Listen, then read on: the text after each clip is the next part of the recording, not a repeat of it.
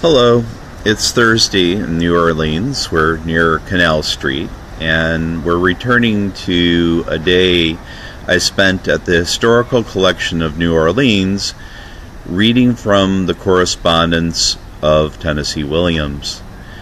And we are now looking at some letters that have an angry and almost disgusted tone.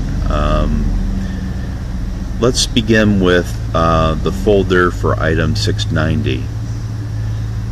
The folder for item 690 protected a letter of a different tone to Andreas Brown. Brown was the owner of the Gotham Book Mart, and he screened letters for Tennessee and forwarded the letters with packages of books. The envelope and letter typed in green ink might have been done in two different areas. You see, the letter might have been typed on Dumaine Street in New Orleans in December and then mailed a few days later from Key West. The postmark is illegible and gives no clues under the magnifying glass. The letter has the date December 14th, 1972. The theme ranges from escape to anger. In as so many words, he washed his hands of the new play, Outcry, allowing the actors and directors to get along without him at the first week of rehearsals and the upcoming New York City opening. He speaks of an escape to Europe. He writes, "I feel America has gone mad in the wrong way. It needs commitment to the violent ward, and I want out." He shares his plans with Brown for an edition of his letters, and I'd like to read all those letters in a book, but it's more fun and more interesting to read them in manuscript in the archives. He sends Brown a draft of a poem, with revisions upon which he scribbled two faces. One of the faces might be labeled, "Dotson of the CIA rips off Mother." I copied the poem in my notebook. Let me read it to you now.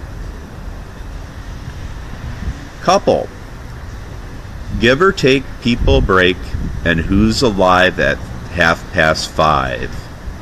Cronkite, only astronauts. Several hustlers lightly shoot. Oh, heavens. Let's start that again. Couple. Give or take, people break, and who's alive at 5:30? Cronkite only, astronauts, and some pushers not yet caught. Who's still living at high noon? Several hustlers, lightly shoon. Who survives till down of sun? Either none or the wrong one. We find Tennessee indignant in the letter that's contained in folder 715. The folder for item 715 contains a tattered, time-colored letter full of the fury and biting intelligence of Tennessee Williams. The typewritten note to Dr. Forgive my Italian, Ercole Grazidel documents a slight to Williams perpetrated by a journalist. Grazidel, probably the famous lawyer of Italian divorces, took his mail on the Via Veneto in Rome.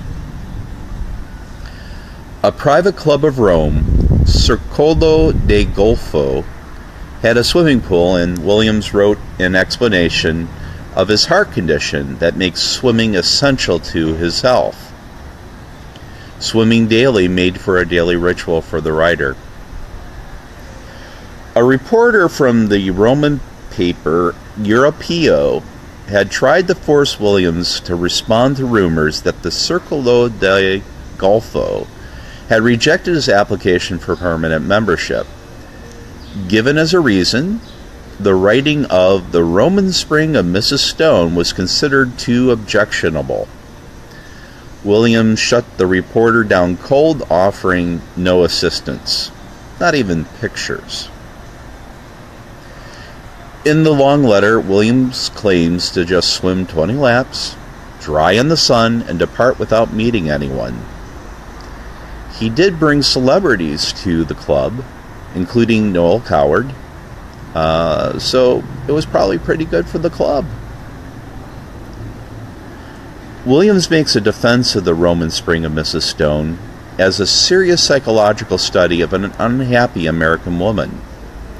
Even Christopher Isherwood had praised the novel. Then Williams washes his hands of the matter. He hadn't applied for permanent membership. He had plans to set sail in October. He was merely swimming at the club under a 3-month membership at the invitation of Grozadel. Williams, though, demanded to know the truth